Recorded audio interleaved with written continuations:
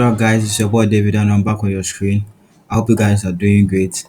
So yesterday I dropped a GBP USD trade. That was a buy setup, right? You can see it here. I asked the community to buy GBP USD, and later we hit our stop loss. That was 20 pips, right? But I told them that we are going to recover this trade, right? And then I told them there was a news. It said sell GBP USD now, sell GBP USD now, and then they sold it, right? And then we're a massive profit. This is one of my students' profit, and you can see the chart. This was the trade analysis, right? So let's get into the chart. Let me explain why we took the loss and then later we recover the trade,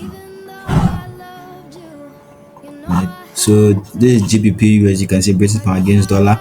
So this is on the weekly time frame. So let me remove my drawings and you can see. So actually, if you see this chart, right, what is the direction of the trend? The direction of the trend here is simply showing a bearish market. We are in a downward trend, right? We are not in a bullish trend. Likewise, if we are in a bullish trend, you clearly see it on the chart. So you can see it here. We have been having a series of lower low, lower highs, lower low, lower highs, lower low, lower highs. So this is a correction. So let me show you. So this level is a correction. It's actually correcting this direction that we are seeing here.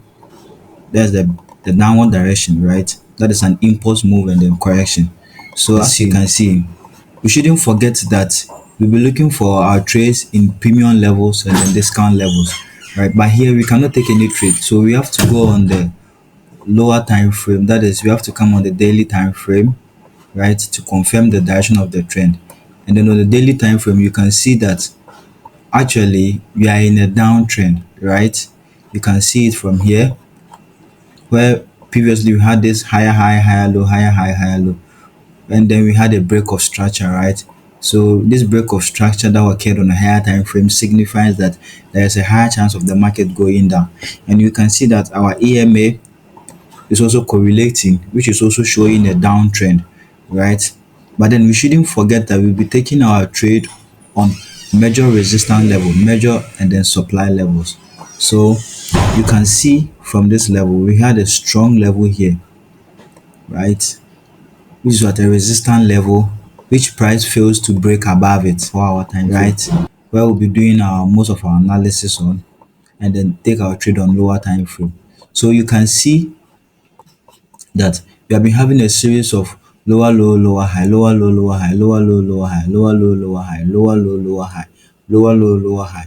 So probably we'll be anticipating for what price should come to a premium level, right? Where this is our previous or resistance level.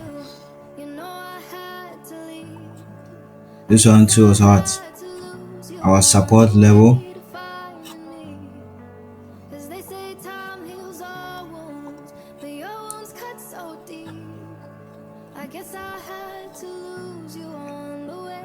And then our support level, which it has now turned into what a resistance. So we were anticipating price should come to this level, but then what did we see? So don't forget that already we are in a bearish trend, so we'll be looking for opportunity to sell than buying. So this bullish trend that we saw here, that we thought it was a bullish trend, actually was the counter trade. So we were counter traded in the morning, right? Because of this small bullish trend, we didn't follow the actual plan, that is following the trend, right? And then this level, we shouldn't forget, this level is also a strong what resistance level, right? A strong resistance level where price failed to break above it, right? You can see it from here. Price failed to break above this multiple times, right? And then finally price has been able to break below it again. Now whenever a supply level or a demand level is being broken, it tends to the opposite side. So if it is a resistance level and then it breaks above it, it is no more a resistance level, it is now a support level.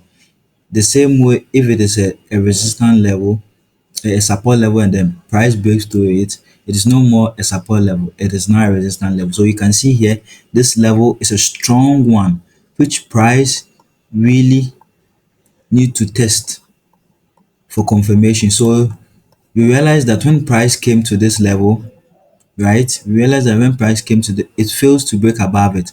But actually, because we saw this minor trend, right, which we have higher high, higher low, higher high, another higher here, higher low here, we were anticipating to buy, right? Right, which we were counter trading, right? Which we were counter trading. So I saw the chart clearly, which our mistake was we didn't follow the trend.